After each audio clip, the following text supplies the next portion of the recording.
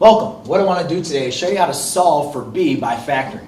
So what I'm going to do whenever I'm solving, I need to make sure I isolate my variable. So by isolating a variable, I need to make sure I at least have my variables on the same side of the equation, right?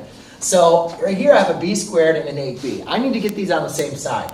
What I'm going to do is I'm going to subtract the 8b on both sides. Therefore, I can get it on the left side. So now I have my equation in form of a quadratic polynomial.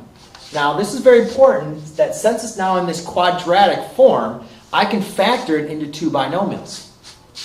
And just to kind of do this on the quicker sense, I'm not going to go through the elongated way of factoring. Remember, if I was going to write it into two binomials, I could have my first two terms are going to give me the first part of my quadratic, which would be b squared. So b times b is going to provide me with b squared. Then I need to look at the last two numbers. If you remember, if you were to think about foiling, these last two numbers multiply to give you your last number of your quadratic. Well, what two numbers multiply to give me 15, but then add to give me negative 8? Well, those two answers could be b minus 3 and b minus 5. Now, to double check your answer whenever you're doing this type of factoring, we can always just write, is that true or not? Well, you can just take b minus 3 times b minus 5. And then what I can do is use my factoring technique, or not factoring technique, but multiplying technique. We'll use FOIL to determine that becomes b squared minus 3b minus 5b plus 15, which gives you b squared minus 8b plus 15. So check, that's good. We know that I've now factored this correctly into two different binomials. Put the check below. Yay.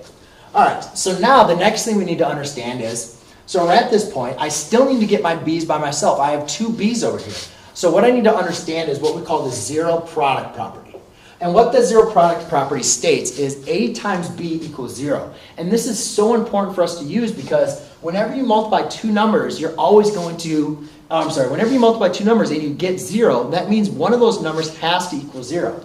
Meaning I can separate this a times b equals 0 to mean a equals 0 or b equals 0. Now that's very important because what I have is I have a binomial times another binomial equals 0, which is very similar to just saying a times b equals 0. So that means I can set both of these. I could say that a is b minus 3 and b is b minus 5. Now I can set both of these equal to 0. So I can write b minus 3 equals 0 and b minus 5 equals 0.